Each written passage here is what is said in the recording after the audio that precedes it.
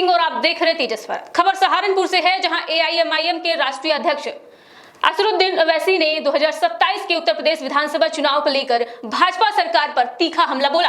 शनिवार शाम चिलकाना बस अड्डे के पास आयोजित जनसभा में ओवैसी ने कई मुद्दों को उठाते हुए प्रदेश और केंद्र सरकार को सीधे निशाने पर लिया। अपने संबोधन में ओवैसी ने सबसे पहले जौहर यूनिवर्सिटी का मुद्दा उठाया। उन्होंने आरोप लगाया है कि सरकार शिक्षा के साथ साथ पूरी अपनी राजनीति भी कर रही है। ओवैसी ने कहा है कि जौहर यूनिवर्सिटी को खत्म करने की कोशिश की जा रही है ताकि मुसलमानों की शिक्षा प्रभावित हो सके। उन्होंने दावा किया है कि यूनिवर्सिटी की 38 इमारतों को ध्वस्त करने के लिए नोटिस जारी कर दिया गया है। ओवैसी ने सवाल उठाए हैं कि अगर किसी संस्था में कानूनी या प्रशासनिक कमियां हैं तो उसका समाधान कानून के दायरे में होना चाहिए, लेकिन पूरी शिक्षा व्यवस्था को निशाना बनाना उचित नहीं है। इसके बाद उन्होंने सहारनपुर की एक मस्जिद का मुद्दा उठाया।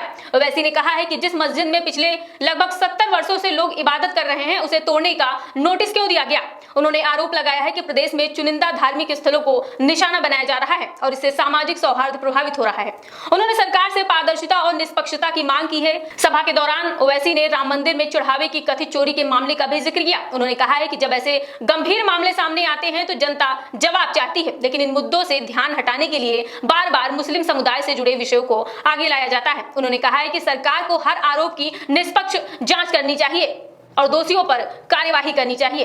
ओवैसी ने नीट पेपर लीक के मुद्दे पर भी सरकार को घेरा। उन्होंने कहा है कि लाखों छात्रों का भविष्य दांव पर लगा है, लेकिन जिम्मेदार लोगों के खिलाफ समय पर कठोर कार्यवाही नहीं हुई। उन्होंने आरोप लगाया है कि शिक्षा व्यवस्था में लगातार गड़बड़ियां पाई जा रही हैं और युवाओं का भरोसा कमजोर होता जा रहा है। देखिए ओवैसी ने क्या कुछ कहा। बिहार में पिछले साल चुनाव हुआ, मजलिस ने आरजेडी से कहा, कांग्रेस से कहा, हमारे अध्यक्ष अख्तरुल ईमान साहब ने खत लिखकर राजद के और कांग्रेस के नेताओं को लिखकर कहा कि हमसे समझौता कर लीजिए, हमको सिर्फ 6 सीट दीजिए, हम तुम्हारे साथ लड़ने को तैयार हैं। तो राजद और कांग्रेस के नेताओं ने कहा ये मजलिस फिरका परस्त पार्टी है, हम इनसे हाथ नहीं मिलाएंगे, इनसे बात नहीं करेंगे। आपको बताना जरूरी समझता हूं कि हमारे 4 विधायक को राजद और कांग्रेस ने तोड़ लिया। इसके बावजूद भी हमने कहा चलो बीजेपी को रोकना है बिहार में, हम तुमसे हाथ मिलाने को तैयार हैं, मगर इन्होंने इल्जाम लगा दिया कि हम फिरका परस्त है। किसी कांग्रेस और राजद के नेता ने कहा कि ओवैसी जानता है कि हमारे बगैर नहीं जीत सकता, वो कमजोर है, इसीलिए वो हमसे हाथ मिलाना चाहता है। मैंने उस वक्त भी कहा, बिहार की सरजमीन और सीमांचल की सरजमीन में खड़े होकर कहा, और आज सहारनपुर की मुबारक सरजमीन में खड़े होकर कह रहा हूं, मैं आज भी उत्तर प्रदेश में दोबारा बीजेपी की सरकार ना बने, मैं अलायंस करने के लिए तैयार हूं। मैं आपके दरमियान में खड़े होकर कह रहा हूं, मैं भी नहीं चाहता कि दोबारा बीजेपी की सरकार बने, मगर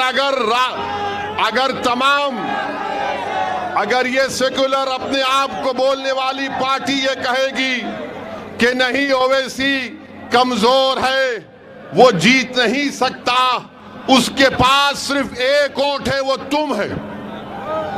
वो क्या कहते हैं, तुम्हारे पास एक वोट है। बिहार में भी यही कहा था कि ओवैसी के पास एक वोट है, मगर याद रखो मैं ये जो हाथ बढ़ाया हूं ये कमजोरी की वजह से नहीं, बीजेपी को रोकने के लिए।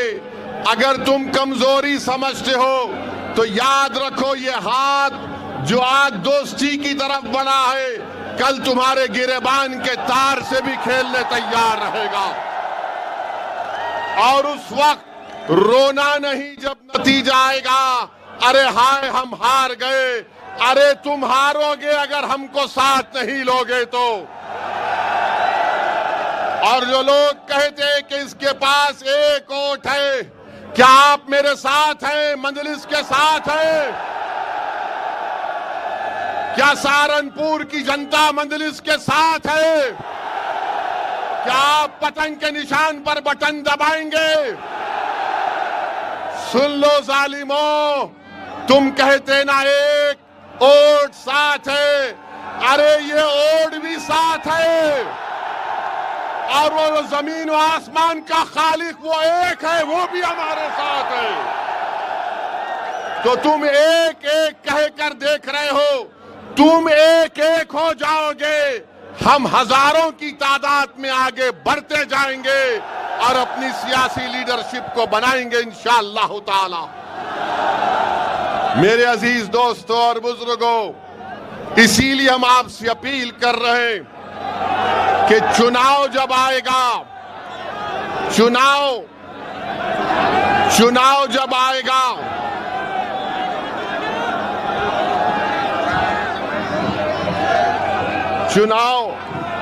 चुनाव जब आएगा, ये तमाम समाजवादी के लोग आपके पास आकर कहेंगे भैया को मुख्यमंत्री बनाना है।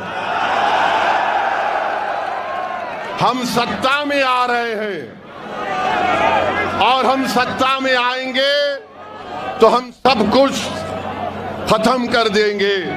मेरे भाई, 2014 में इलेक्शन हुआ, मोदी प्रधानमंत्री बन गए, भैया ने कुछ नहीं किया।